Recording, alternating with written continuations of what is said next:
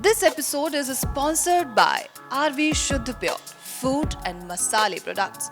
हर चीज हो शुद्ध और प्योर, इसलिए चुने RV शुद्ध प्योर फूड एंड मसाले प्रोडक्ट्स। अब हर घर में शुद्ध प्योर स्वाद। RV शुद्ध प्योर, टेस्ट ऑफ प्योरिटी।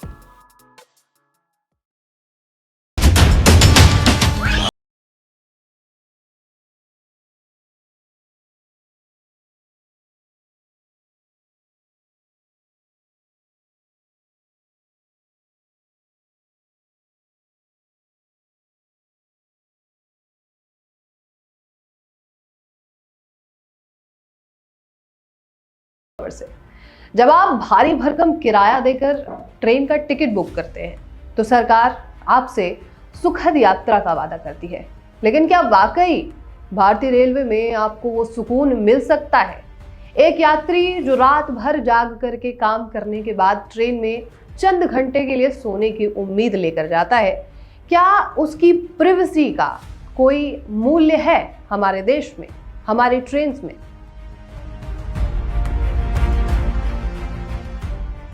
समस्या सिर्फ शोर नहीं, समस्या लापरवाही है।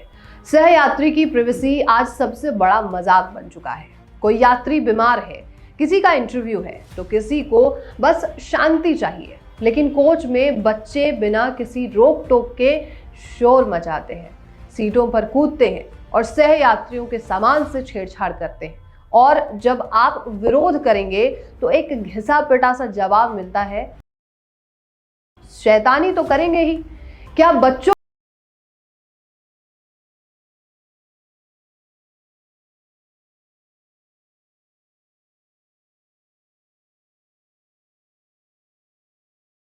यहां सवाल प्रशासन और सरकार से भी है। रेलवे ने रात 10 बजे के बाद से मोबाइल पर गाने सुनने और तेज बात करने पर तो नियम बना दिए हैं, लेकिन बच्चों द्वारा मचाए जाने वाले उत्पाद पर सरकार पूरी तरीके से मौन है। आज तक ऐसी कोई भी ठोस गाइडलाइंस नहीं आई है जो उन अभिभावकों को जवाबदेह ठहराएं जो अपने बच्चों को पब्लिक स्पेस में दूसरों को परेशान करने के लिए खुला छोड़ देते हैं। क्यों रेलवे के पास साइलेंट जोन या फिर क्वाइट कोच जैसा कोई भी विकल्प नहीं है? क्यों सरकार यात्रियों की इस मानसिक प्रताड़ना को गंभीरता से नहीं ले रही है? असल दिक्कत क्या होती है, हम ये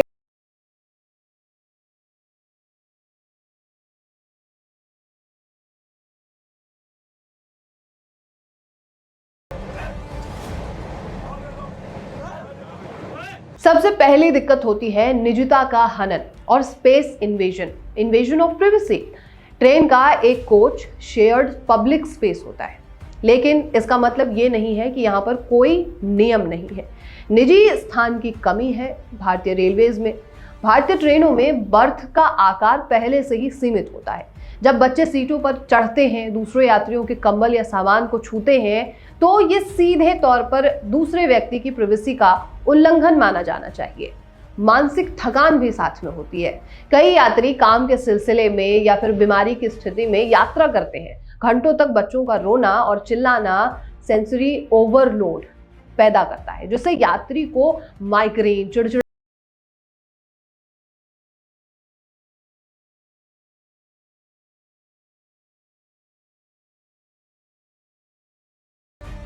दूसरा सबसे बड़ा जो कारण है इस अव्यवस्था का, इस परेशानी का, वो है सुरक्षा और स्वास्थ्य संबंधित जोखिम भी उठाने पड़ सकते हैं अगर इसे नहीं रोका गया।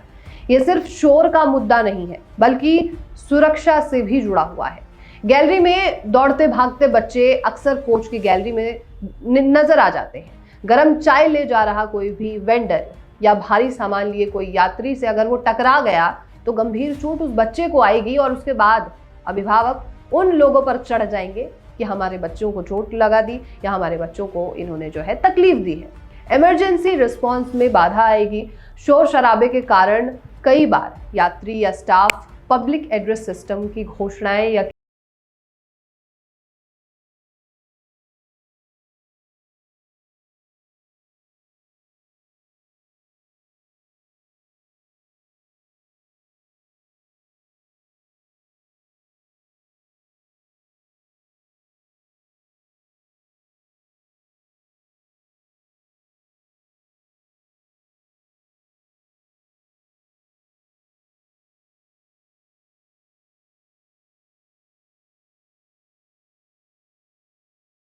शांत रखने के लिए अपना मोबाइल फोन थमा देते हैं, बिना हेडफोन के कार्टून देखने के लिए बोलते हैं, बिना ईयरफोन के तेज आवाज में चलते कार्टून या वीडियो गेम्स पूरी कोच को एक वीडियो पार्लर में बदल देते हैं।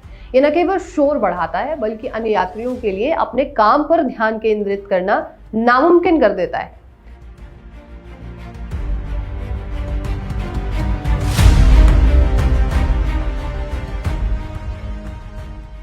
चौथी सबसे बड़ी समस्या है पॉलिसी का फेलियर होना, गवर्नमेंट पॉलिसीज का फेलियर होना। यहाँ सरकार और रेलवे प्रशासन की सबसे बड़ी कमी उजागर होती है। कोई स्पष्ट दंड नहीं है।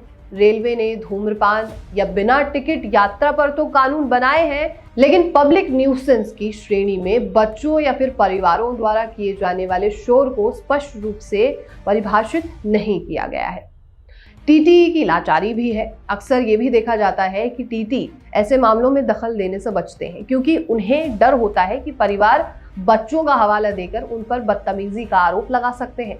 सरकार ने स्टाफ को ऐसे हालात से निपटने के लिए कोई स्टैंडर्ड ऑपरेटिंग प्रोसेसिंग जो है प्रोसीजर नहीं दिए हैं, जिसकी वजह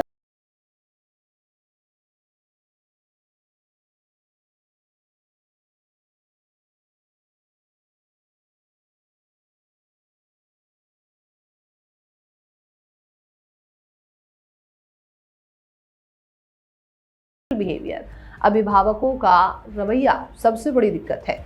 सबसे जो बड़ी समस्या है वो तब आती है जब माता पिता इसे अपनी जिम्मेदारी नहीं मानते। वो ये मान लेते हैं कि ट्रेन में शोर करना उनका जन्म सिद्ध अधिकार है, उनके बच्चों का जन्म सिद्ध अधिकार है। ये एक डेमोक्रेटिक देश है, इसलिए जो मन आए वो करिए, चाहे पब्लिक स्पेस में करिए, चाहे प्रिवेसी के लिए करिए, जो मन आए करिए और बच्चों को मत रोकिए। तो बच्चे तो ऐसा करेंगे ही, माता पिता यही बोलते हैं, यही हवाला देते हैं। एक तरीके की सोशल बुलिंग है ये, जहां चुप रहने वाले यात्री को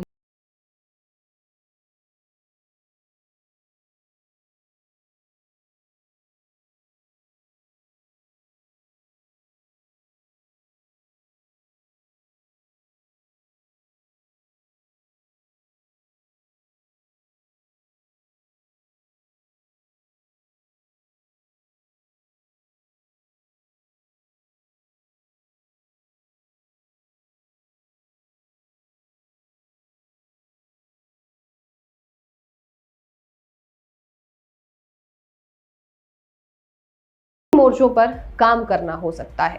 पहला, सख्त कानून बनाइए अभिभावकों के लिए, बच्चों के लिए, जो टिकट नहीं लेके चढ़ा उसके लिए, जो स्मोकिंग कर रहा है उसके लिए, जो लड़ रहा है उसके लिए, जो अपनी फ्रीडम ऑफ स्पीच का दुरुपयोग कर रहा है उसके लिए, जो पब्लिक स्पेस को अपना प्राइवेट स्पेस मान के खड़ा है उसके लिए, जो जनरल की टिकट लेकर के स्लीपर में खड़ा है उसके लिए, या स्लीपर की टिकट लेके जो थर्ड एसी सेकंड एसी में खड़ा है, सख्त कानून बनने चाहिए।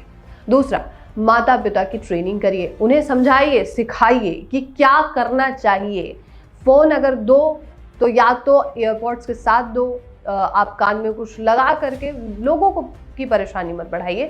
पेरेंट्स की ट्रेनिंग होनी चाहिए। तीसरा हो सकता है कि एक अलग कोच सरकार को बनाना चाहिए। तो सरकार क्या करे इसमें, विदेशों के तर्क पर क्वाइट कोचेस जो है उनकी शुरुआत करनी चाहिए, जहां पर शोर पूरी तरीके से प्रतिबंधित हो, किसी भी तरीके का कोई शोर सुनाई ही ना दे।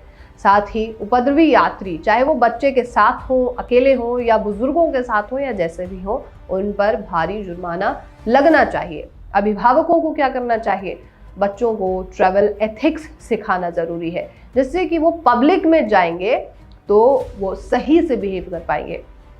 और इससे एक फायदा ये भी होगा कि वो अपने भविष्य के लिए तैयार होंगे कि भविष्य में जब इस तरीके की स्थिति कभी पैदा हो कि उनके साथ ऐसी समस्या आए तो कैसे चीज़ों को टैकल करना है, कैसे पब्लिक में बिहेव करना है, ये उन्हें पता हो।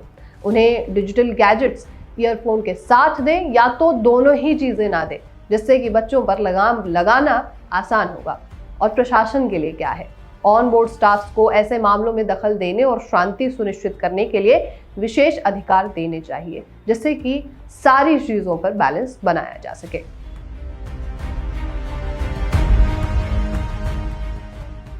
इस वीडियो को इतना शेयर कीजिए कि रेल मंत्रालय की नींद टूटे।